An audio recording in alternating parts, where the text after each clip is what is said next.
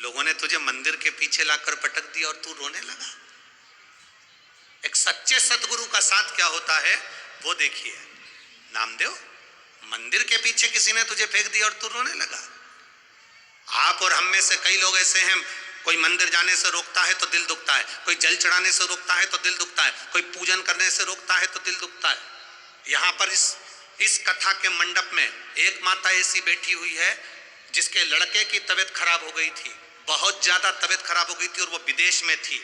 विदेश में शंकर जी का मंदिर नहीं, जाने के लिए जल चढ़ाने की परमिशन नहीं, पशुपतिनाथ व्रत करने की परमिशन नहीं। बेटा ऐसी स्थिति में पड़ा हुआ था तो उसने सोचा कि मैं अब शंकर जी का कैसे पशुपति व्रत करूं। बाहर बर्फबारी हो रही थी, उस बर्फ का शिवलिंग बना लिया उसने।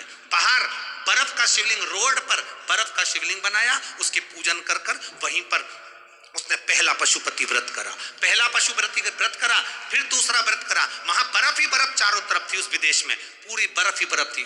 उसके देश का नाम उसने लिखा बर्फ ही बर्फ। और उसने फिर दूसरा पशुपति व्रत भी उसी शिवलिंग का निर्माण कर दिया, बर्फ का। तीसरा पशुपति व्रत भी वही शिवलिंग का निर्माण, बर्फ का शिवलिंग बनाकर पूजन कर ली। और 5 व्रत करे। तीसरा व्रत जब उसका पूर्ण हुआ तो उसका बेटा आईसीयू से बाहर आ गया और अच्छा होकर बैठा।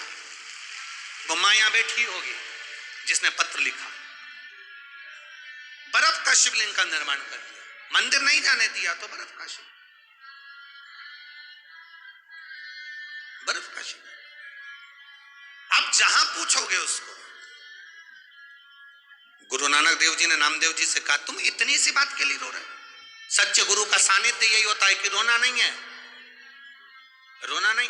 एक पत्र है देखिए,